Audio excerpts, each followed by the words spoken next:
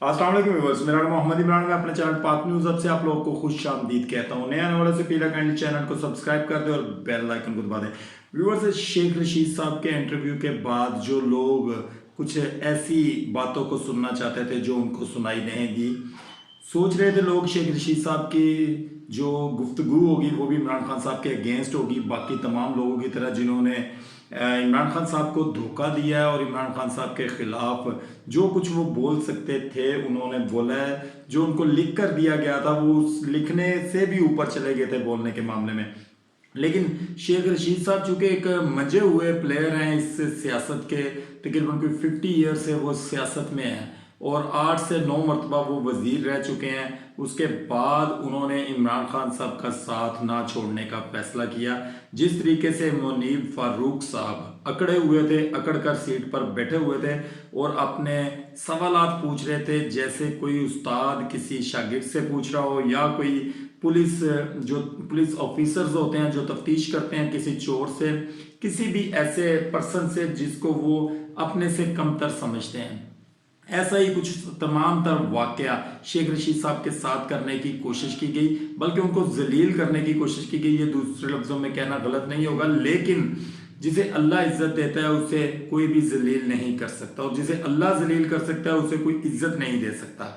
ये हम तमाम लोगों का, तमाम मुसलमानों का अकीदा भी है और ये हमारे कुरान के मुताबिक भी है कि वह तो इज़्ज़ु मिन तशा व तुज़िल्लु मिन तशा बियदिकल खैर इन्नका अला कुल्ली शैइन कदीर। जिसे चाहता हूँ इज्जत देता हूँ, जिसे चाहता हूँ जलील कर देता हूँ। ये अल्लाह ताला का फरमान है कुरान पाक के अंदर। अल्लाह ताला ने शेख रशीद साहब को उस दिन जलील होने से बचाया और उनकी इज्जत में मजीद इजाफा कर दिया। उन्होंने वाकई ये बता दिया कि वो असली और नस्ली हैं, और उन्होंने अपनी नस्ल का भी बता दिया। ये किसी की फैमिली के ऊपर ऐसे कमेंट्स करने नहीं होते कि आप खुदा ना खासा आपकी कोई ख़ानदान जो है वो बुरा है, लेकिन कुछ हालात ऐसे होते हैं जो इंसान को किसी ऐसी ऐसी तरफ ले जाते हैं कि जिसका कोई तसव्वुर भी नहीं कर सकता कि क्या होने जा रहा है और क्या हो सकता है। लेकिन शेख रशीद साहब ने ऐसे हालात में भी इमरान खान साहब का साथ ना छोड़ने का फैसला किया, बल्कि इस इंटरव्यू के अंदर शेख रशीद साहब ने इंटरव्यू लेने वालों का और इंटरव्यू करवाने वालों का, तमाम तर लोगों का मजाक बनाए रखा। वैसे भी शेख रशीद साहब मशहूर है जूते शुते मारने में, और शेख रशीद साहब के जो एनालिसिस होते थे तमाम तर लोगों के लिए वो काफ़ी हद तक जो है वो उनके ठीक होते थे कि अब ये होने वाला, ये होने वाला। कुछ ऐसे उनके कुछ बयानात ऐसे होंगे जो ठीक नहीं होंगे, लेकिन बकौल शेख रशीद साहब के उन्होंने 9 मई की जो मजम्मत है वो 10 मई को कर दी थी, लेकिन देखने वालों की नज़रों से वो नहीं गुजरी, इसलिए उन्होंने 3-4 दिन के बाद दोबारा उसकी मजम्मत की थी, जो कि पता नहीं उन्होंने देखी या नहीं देखी। लेकिन शेख रशीद साहब ने एक सवाल के ऊपर बड़ा खूबसूरत जवाब दिया। मुनीब फारूक साहब ने पूछा कि 9 मई के बारे में आप क्या कहेंगे। उन्होंने कहा जी मेरा ख्याल है कि 9 मई की जितनी मजम्मत हो चुकी है वैसे ये काफ़ी है, लेकिन फिर भी अगर 9 मई की मजम्मत करनी है तो फिर हर जुमे के खुतबे के अंदर 9 मई की मजम्मत की जाए। उन्होंने कहा है कि ये ऐसा अलमिया, ऐसा वाकया हो गया है कि कभी भी ऐसा वाकया नहीं होना चाहिए था जो वाकया हो चुका है, लिहाजा इसकी मजम्मत जो है वो हर जुमे के खुतबे में करनी चाहिए। उसके बाद मुनीब फारूक साहब का मुंह देखने वाला था कि उनका मुंह कैसा हो चुका था। इस सवाल के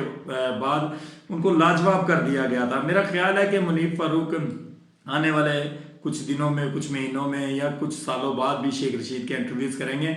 और शेख रशीद साहब को एक रिक्वेस्ट है कि उस वक्त मुनीब फारूक साहब उस वक्त जिस टाइम इनका इंटरव्यू करेंगे, जब वो बैठे होंगे ना कि बड़े रिलैक्स होके इंटरव्यू कर रहे होंगे और शेख साहब करके बातें कर रहे होंगे, तो उस वक्त शेख साहब को चाहिए कि मुनीब फारूक साहब को ये बात कहें कि जनाब आप उसी तरह अकड़ कर बैठे जिस तरह आप उस दिन बैठे हुए थे जिस दिन आपने मेरा इंटरव्यू किया था 9 मई के वाक़े के लिए और इमरान खान साहब के खिलाफ बयानात लेने के लिए। जब मैं उस वक्त नहीं मैंने आपकी बात का बुरा मनाया, तो मैं आज भी बुरा नहीं मनाऊंगा। मेरा ख्याल है ये मुनीब फारूक साहब के मुंह के ऊपर बहुत बड़ा तमाचा होगा अगर शेख साहब ऐसे कर दें। बहरहाल आपको जनाब ये बताएं कि 21 अक्टूबर को नवाज शरीफ साहब जो है वो तशरीफ़ ला चुके हैं। बहुत सारे लोगों के एनालिसिस जो है वो गलत हो चुके हैं। लोग चाहे कहते थे कि नवाज शरीफ साहब नहीं आएंगे, मामला तय नहीं पा रहे, इस्टेब्लिशमेंट के साथ उनके जो मामला ख़राब होते जा रहे हैं। शहबाज शरीफ साहब एक दिन आए और उसी दिन अचानक वापस लंदन चले गए। ये हालात जो हैं वो ख़राब हैं, नासाजगार हैं। लेकिन फिर भी 21 अक्टूबर आ गई और जनाब नवाज शरीफ साहब जो है वो पाकिस्तान वापस आ गए, वतन वापस आए।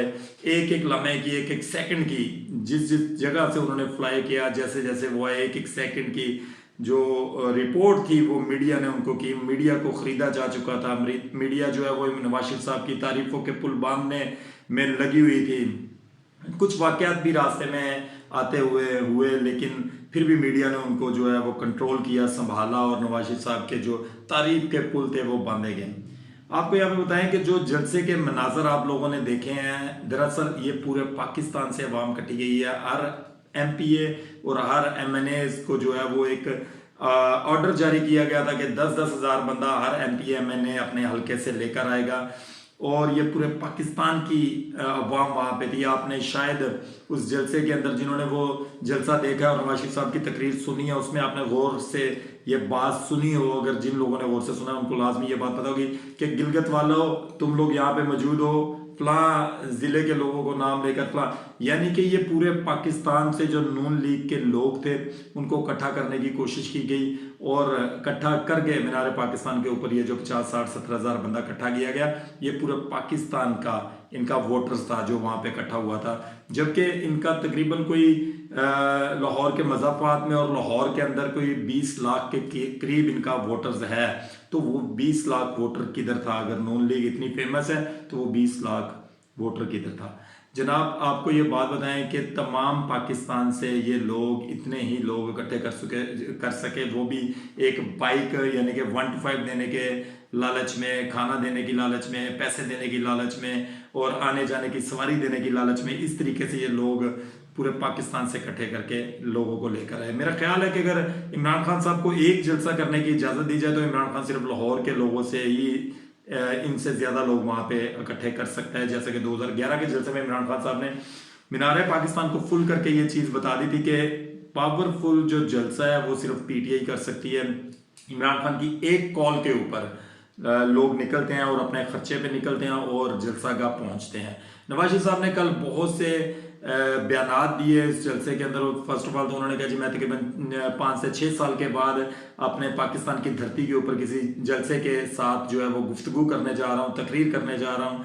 उन्होंने फिर बताया कि बिजली के बिलों में बारे में बताया, उन्होंने चीनी के रेट्स के बारे में बताया, पेट्रोल के रेट्स के बारे में बताया, उन्होंने 2022 अगस्त के बिजली के बिलों के बारे में बताया। लेकिन शायद यहाँ पे वो ये बात भूल चुके थे कि 2022 अगस्त के अंदर जो गवर्नमेंट थी वो उनके ही भाई की गवर्नमेंट थी और इन तमाम तर सिनेरियो में वो ये चीज़ें मेरा ख्याल है याद रखना भूल गए थे और अब आपको बताना भूल गए थे कि मेरे भाई साहब ने जो 16 माह के अंदर इस पाकिस्तानी कौम को ज़लीलो ख्वार किया है महंगाई को लेकर, वो कभी भी किसी ने नहीं किया। लिहाजा वो तमाम तर बातें इमरान खान साहब के ऊपर डालने की कोशिश की जा रही थी, लेकिन नवाज शरीफ साहब बहुत सी बातें करना भूल गए। नवाज शरीफ साहब ने ये कहा कि हम कभी भी गंदगी की सियासत नहीं करते, मैं कभी भी इंतकाम की सियासत नहीं करूँगा, लेकिन जाते जाते अपनी बेटी को वहाँ पे मौजूद बार बार उनका हवाला देते रहे कि जब मरीम को गिरफ्तार किया गया तो मेरी आंखों के सामने किया गया। मरीम ने मुझे कहा बाबा ये मुझे गिरफ्तार करने लगे हैं, तो लिहाजा मैंने मरीम को कहा कि मैं एक कैदी होकर क्या कर सकता हूँ, तुम अपनी गिरफ्तारी दे दो। तो मरीम की बेटी भी वहाँ पे मौजूद थी। एक बेटी के सामने एक माँ को गिरफ्तार किया गया और एक बेटी यानी कि एक बेटी को गिरफ्तार किया गया एक बाप के सामने। नवाज शरीफ साहब का ये कहना था और वो काफ़ी ज़्यादा आपदीदा हो गए और वहाँ पे कर्ण अर्जुन फिल्म का भी एक सीन चलता रहा। अगर आप लोगों ने नोट किया हो कि जो सीन था, एक साइड पे शहबाज शरीफ साहब को बाजुओं में लिया हुआ था और दूसरी साइड पे मरियम बीबी को जो है वो उन्होंने बाजुओं में लिया हुआ था और वो कर्ण अर्जुन फिल्म का वो बिल्कुल वही सीन लग रहा था। और कबूतर छोड़े गए, नवाज शरीफ साहब ने हाथ पे ऐसे करके कबूतरों को बिठाया और बड़ा इंजॉय करते रहे, लेकिन लोग वहाँ पर आए और इमरान खान साहब के नारे लगाते रहे। बहुत से इंटरव्यूज आपको यूट्यूब के ऊपर मिलेंगे कि लोग वहाँ पे जो मौजूद हैं वो अगर किसी एंकर ने उनसे इंटरव्यू किया तो वो कहते हैं जी हम सिर्फ यहाँ पे ये देखने के लिए हैं कि लोग कितने यहाँ खाना शाना खाने के लिए आए हैं, लेकिन हम लोग जो है वो रियल में इमरान खान साहब के सपोर्टर हैं और उन्हीं को वोट देंगे। ये नवाज शरीफ साहब अब पाकिस्तान वापस आ चुके हैं। 4 दिन तक उनको गिरफ्तार कोई नहीं कर सकता। आफ्टर 4 डेज क्या होने जा रहा है? क्या नवाज शरीफ साहब गिरफ्तार होंगे या उनको जमानत दे दी जाएगी? इलेक्शन जनवरी या फेब में होंगे, ये भी अभी तक कुछ पता नहीं है। सोचने में और देखने में ये आ रहा था कि नवाज शरीफ साहब पाकिस्तान आएंगे, आके यहाँ पे तकरीर करेंगे और तकरीर के अंदर फिर कोई ना कोई ऐसी बात करेंगे जो इस्टेब्लिशमेंट को बुरी लगेगी, लेकिन ऐसा नहीं हुआ।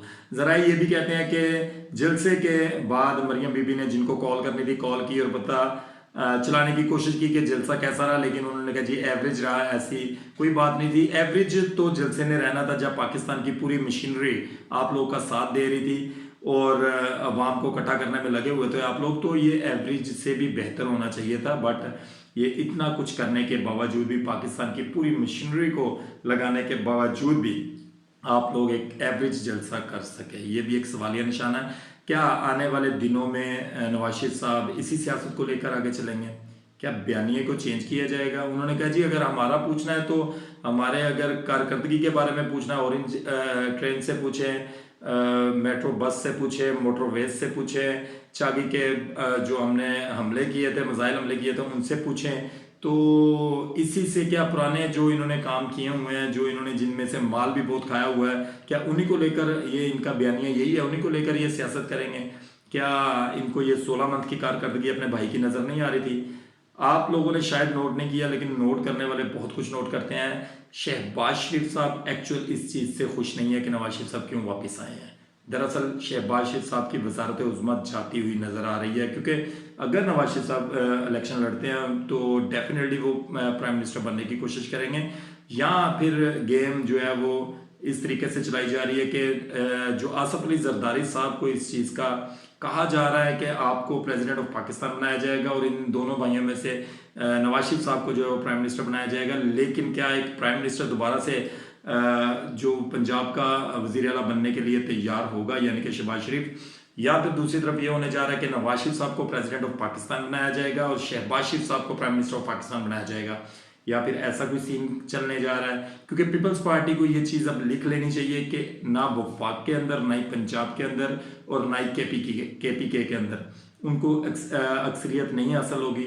वो सिर्फ अब जमात रह गई है पीपल्स पार्टी सिंध की।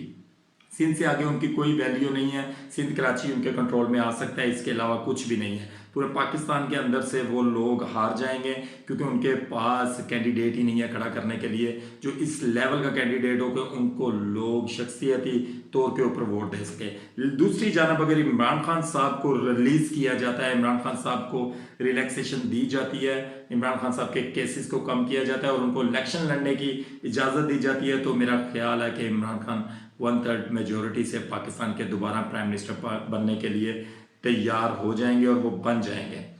मेरा ख्याल है कि इनकी पूरी कोशिश होगी कि इमरान खान साहब को साइडलाइन लगाया जाए और उनको पाकिस्तानी सियासत से दूर रखा जाए, या उनको सज़ा सुना दी जाएगी या फिर उनको जिला वतन कर दिया जाएगा। कुछ ऐसा सीन होने जा रहा है हमारे ज़राए के मुताबिक। पाकिस्तान को इस वक्त किसी ऐसे लीडर की ज़रूरत है जो निडर हो, जो लोगों की आंखों में आंखें डालकर बात कर सके, जो अपने कारोबार ना करे, जो पाकिस्तान को लेकर आगे चले, पाकिस्तान की तरक्की को फर्स्ट प्रायोरिटी बनाए।